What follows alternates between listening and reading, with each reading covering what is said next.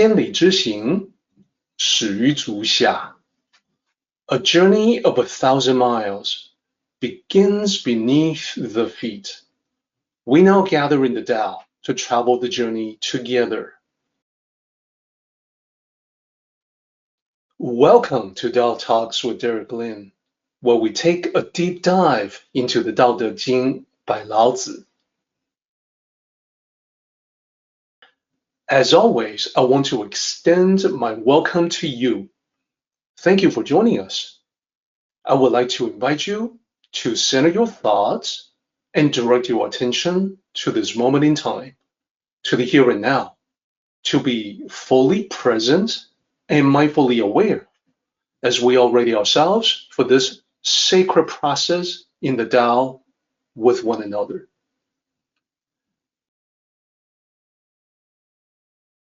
Chapter 7. Previously, we discussed the title for this chapter as The Selfless. And as you have seen, the context of the selfless is very specific in this chapter. Lao Tzu started talking about the selfless nature of heaven and earth in that they provide for all things. This is further extended to the selfless work of the Tao sages.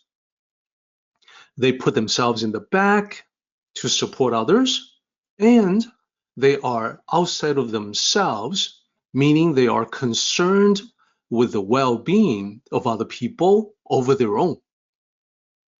And so we talked about the selfless aspect of Tao cultivation and how to apply all of that to life.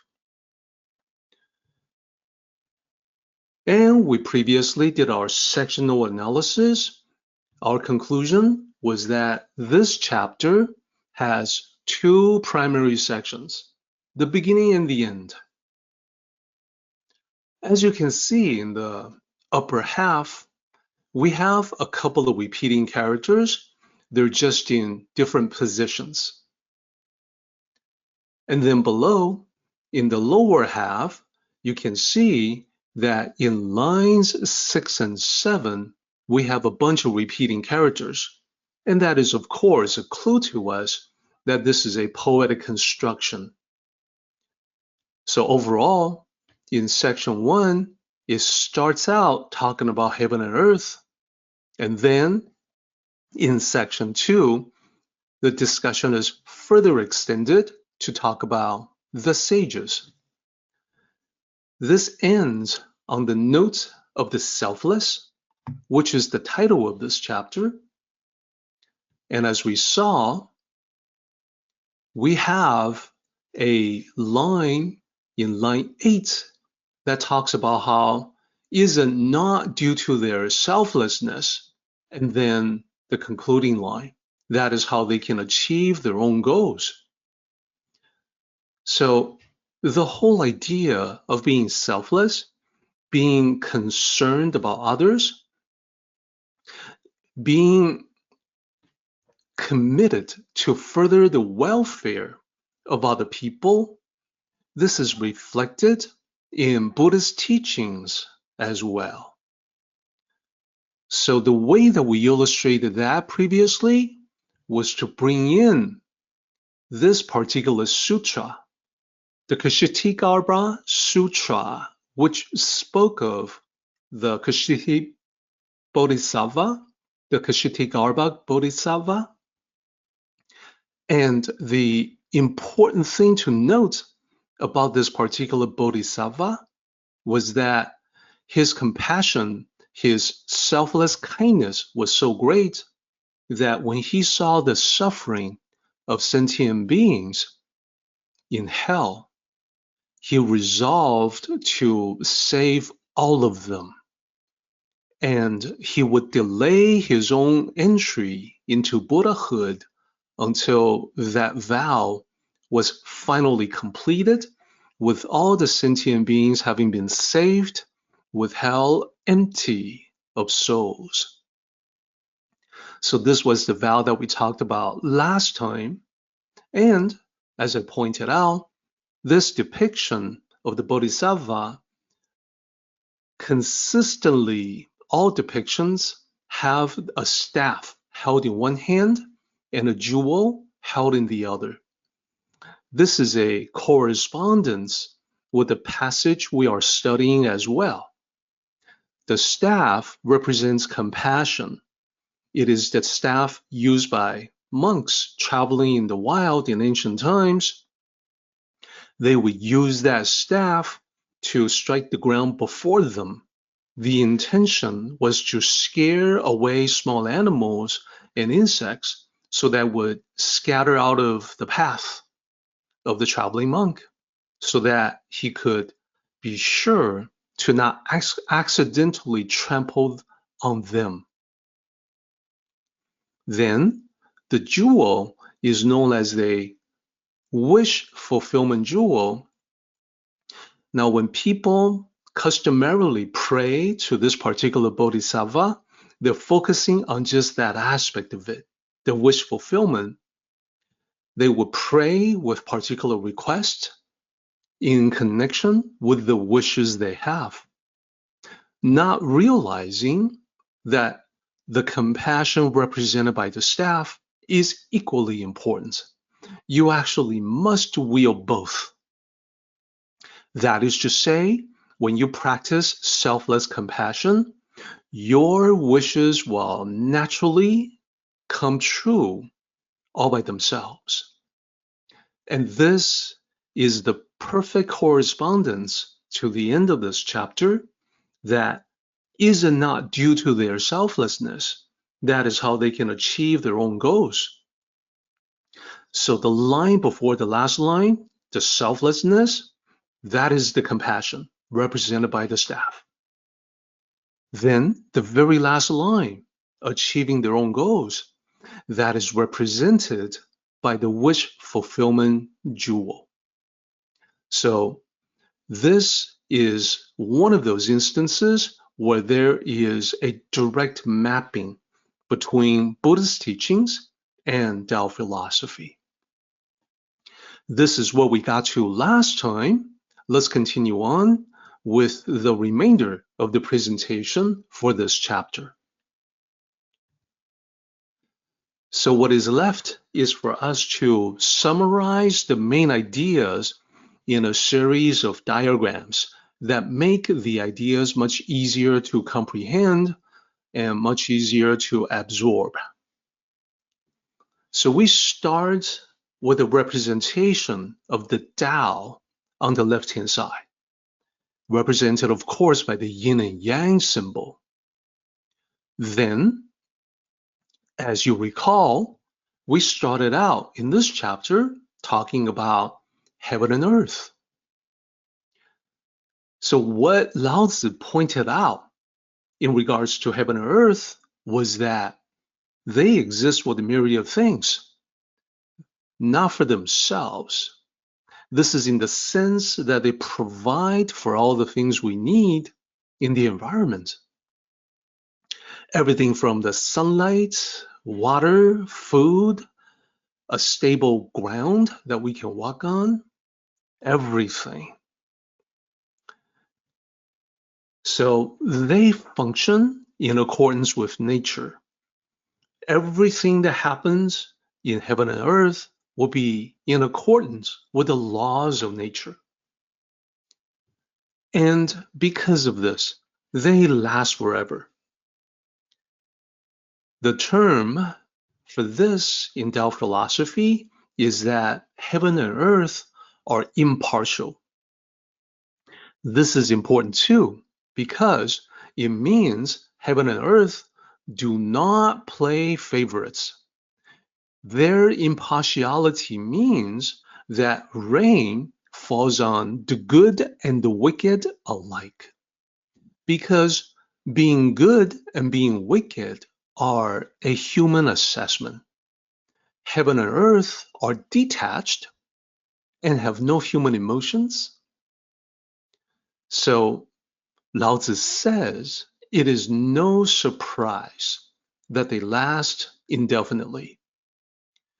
When we emulate heaven and earth, we have to function in the same way. We too have to be impartial. That is to say, we must treat everything and everyone equally.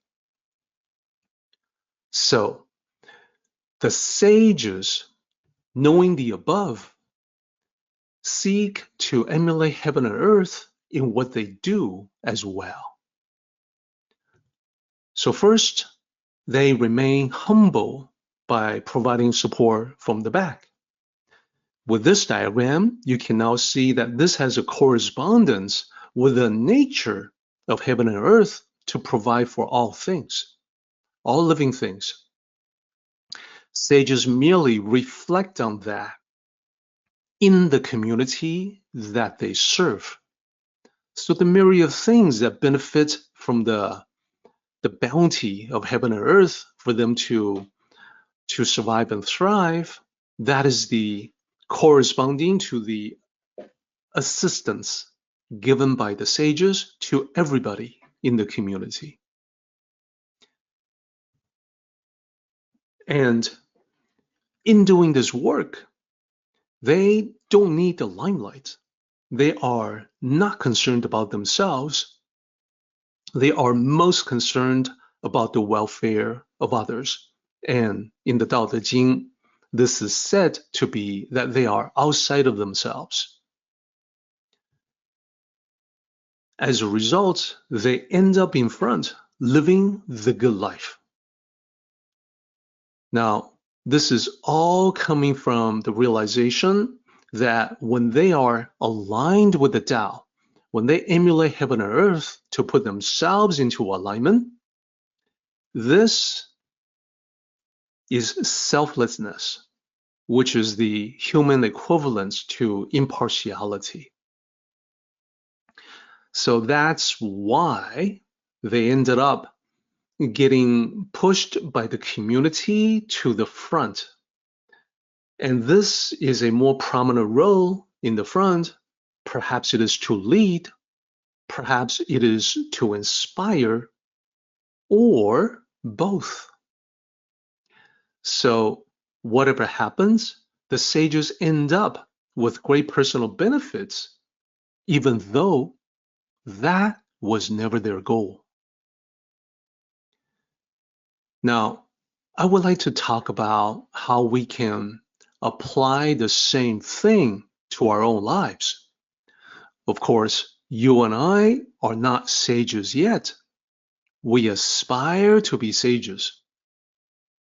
Nevertheless, there are many things that we can do when we interact with other people. So in the next slide, what I would like to talk about is what happens when we walk this path.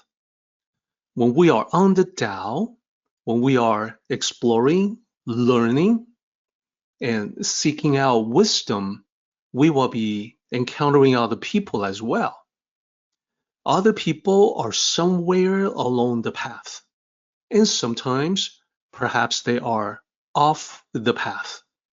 Different people have different situations, and we can apply the teaching here to be of assistance to them.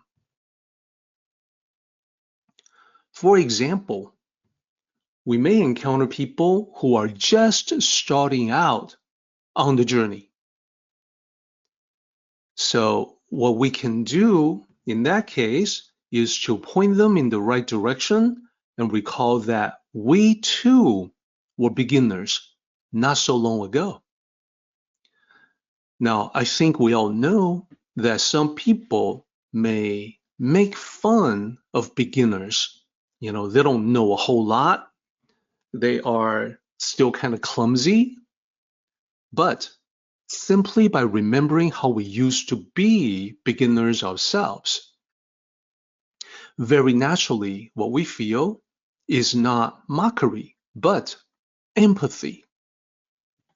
And that's how we can be selfless, and that's how we can be more concerned about the well-being of others. Second row. From time to time, we may encounter those who have stumbled along the way. What do we do then? Well, of course, we should give them a hand and help them get back on their feet. Here, too, it is important to remember the times when we ourselves have stumbled in the past. There were others around to help us back up. So when we do the same thing for other people who are stumbling on their way, we are just paying it forward, creating positive karma. And then what happens when we find those who are lost and confused? That can definitely happen as well. What we can do in that situation is to guide them back to the right path and provide them with a map. So you see, the help that we provide is not just in the moment. If it is possible for us to make sure the same problem doesn't happen again, if there's something more that we can do to prevent further problems, it becomes a moral obligation to do that. Now, one question, how do we recognize those who are lost? Well, one easy way is to realize that those who walk the path, those who stay on the path, are living life in a much better way, a much smoother way. We can recognize the people who are lost just by observing the suboptimal results they are getting out of life. So as I said, when you walk the right path, everything is easier. The path of the Tao is plain, it's smooth, it is easy to walk, and that just means your life is also smooth and you receive ample rewards. On the other hand, when you're on the wrong path, there's just endless problems. So just by looking for the possibility of problems in someone's life, you can figure out whether they are on the right path or not. And lastly, the important realization is that we ourselves must make sure that we're on the right path. And we can assess that by looking at the problems and the challenges we're facing. If we're in a lot of trouble, chances are very good that there's something that we're doing wrong in following the path. We want to get ourselves back on the right path. Only then are we in a position to bring other people along that path. Lastly, I want to talk about people who are not just lost and confused, but indeed are heading down the wrong path. What can we do then? Here's a suggestion: to be kind, to be compassionate, to be selfless. I recommend approaching those who are receptive. And this is to see if they would be willing to travel with us. I say this because I find that people are at all different stages in their lives. Sometimes when you encounter them, in that moment, they're not ready or receptive to listen to anything you have to say. Indeed, they're not ready or receptive to listen to anything that anyone has to say, not just you. It is important to recognize proper timing and respect that people have the right to make mistakes in order to learn from them. Proper timing is a subject of chapter 8. We will get to that. This right that I'm talking about, to make mistakes in order to learn from them, is in the context of a karmic lesson. We all have lessons to learn. Sometimes the only way to learn is to experience the suffering that comes from not learning them, and then changing our ways to make things better. If we never go through that process, we never learn. Other people may be the same way, which is why we always need to approach people in a respectful way, even if we're absolutely convinced that what they're doing is wrong, the direction they're headed to is wrong, even though we can see it so plainly, it is so painfully obvious to us.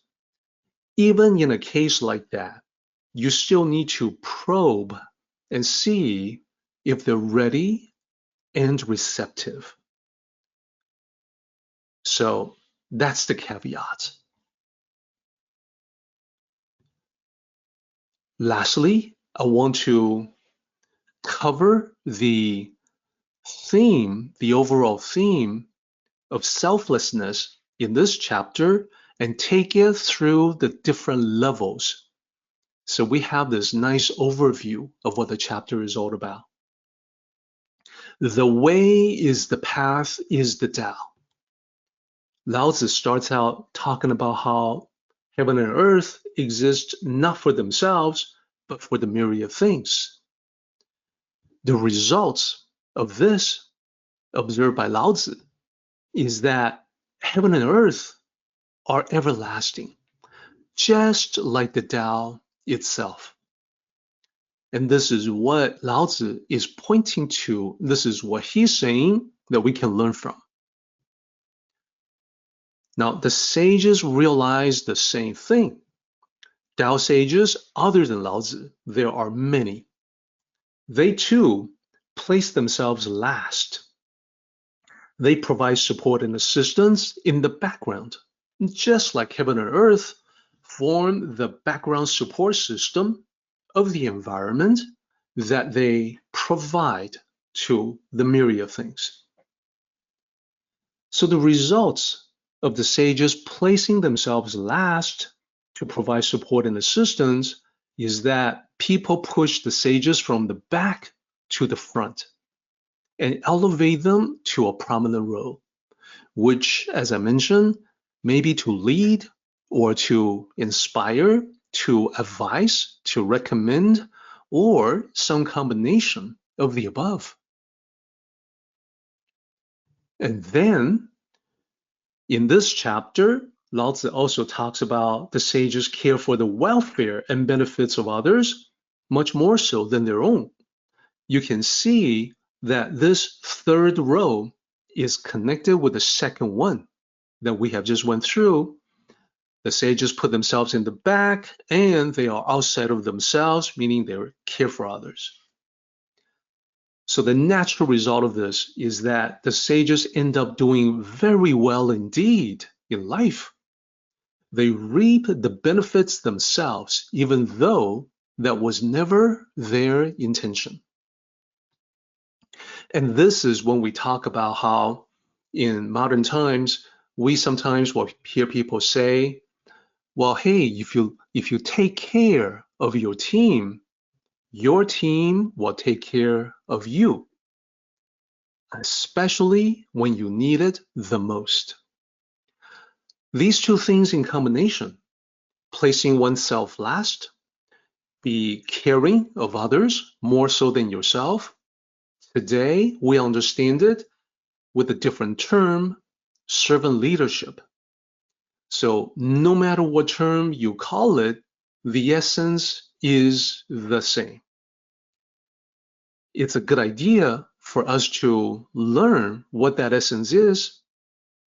If we're called upon to lead, understanding the essence makes us better leaders.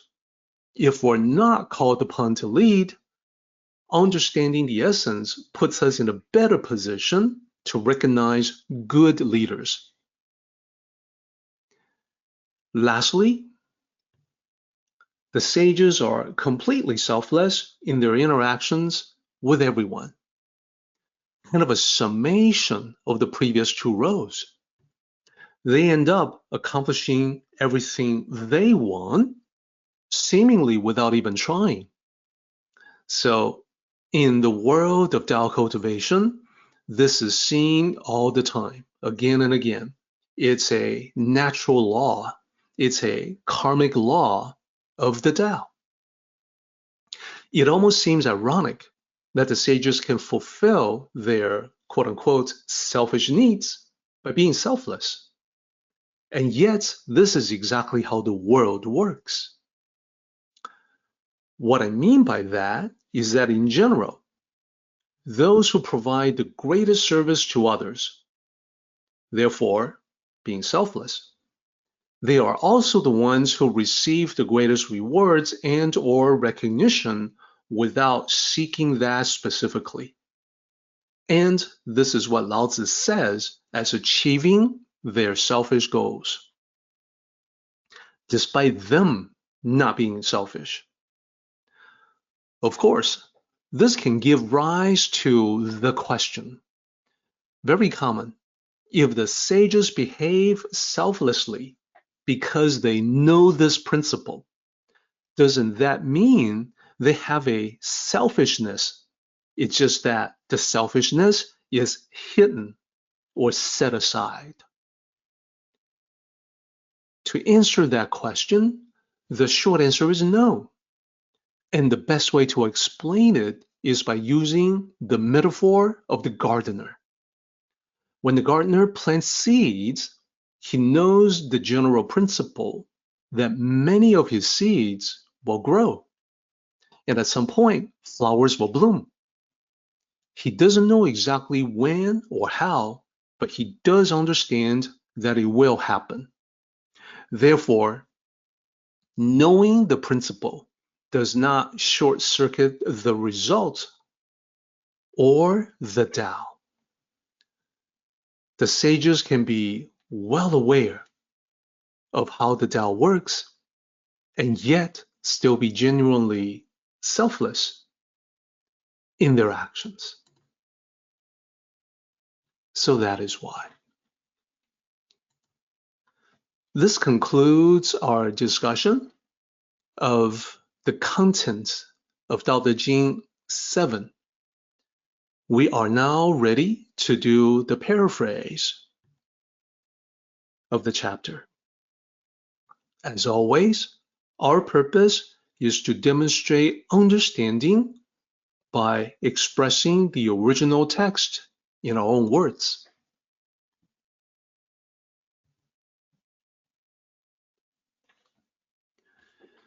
So we'll start with the first section, which is the first half of this chapter, divided into two sections. As the sages observe the world, they see that everything in the material world comes and goes, while the existence of the world itself remains constant. How is it that heaven and earth can last indefinitely, while we cannot? One reason must be that they exist not for themselves, but for the myriad things that they embrace.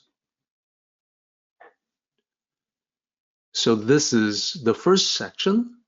In section 2, Lao Tzu moves from heaven and earth to the sages, connecting the two levels. So here is the paraphrase I would like to offer for that. Seeing this, the sages seek to emulate heaven and earth by living for others instead of themselves. In a group setting, they put themselves last to support the group. But this often results in others pushing them to the front.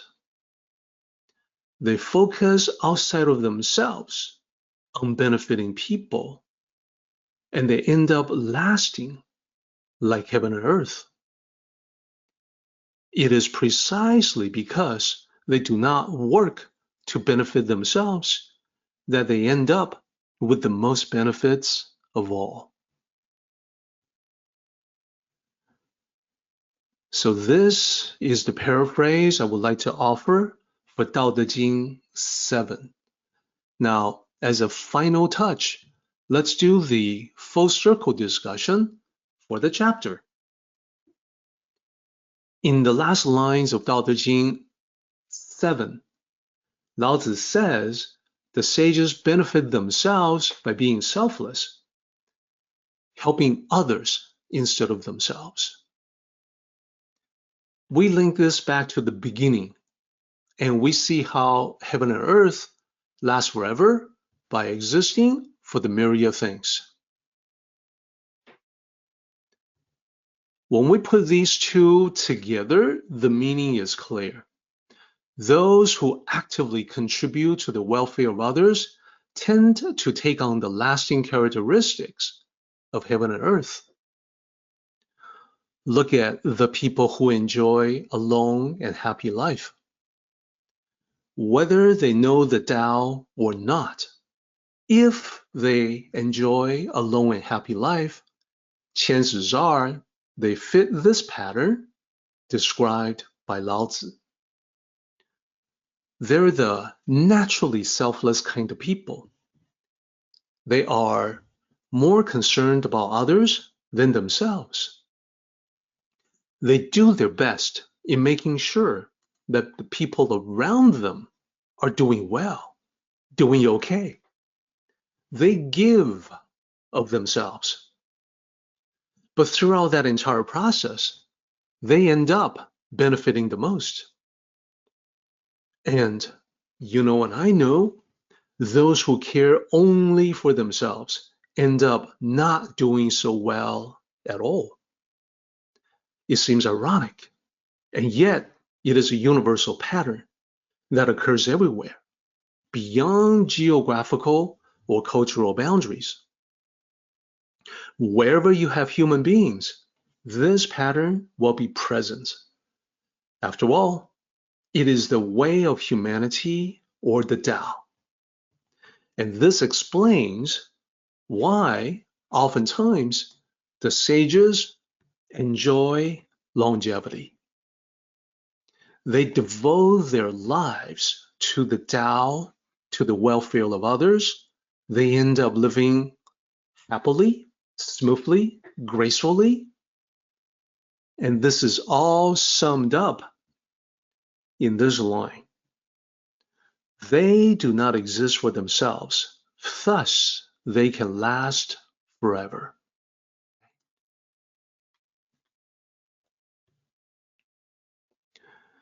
Previously, in chapter 7, we talked about the sages practicing what we call servant leadership.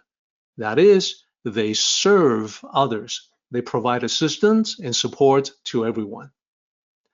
And as a result, people naturally place them front and center.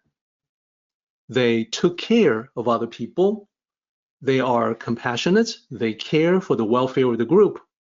And the group will take care of you when they see that you are practicing this Tao. Lastly, altruism, being selfless. The idea is to work to benefit the group instead of yourself. Ironically, you end up with the greatest benefits of all. That is the summary that we have seen previously on chapter 7. Our meeting has come to an end, but the journey continues on. Until next time, may the Tao fill you with peace and happiness.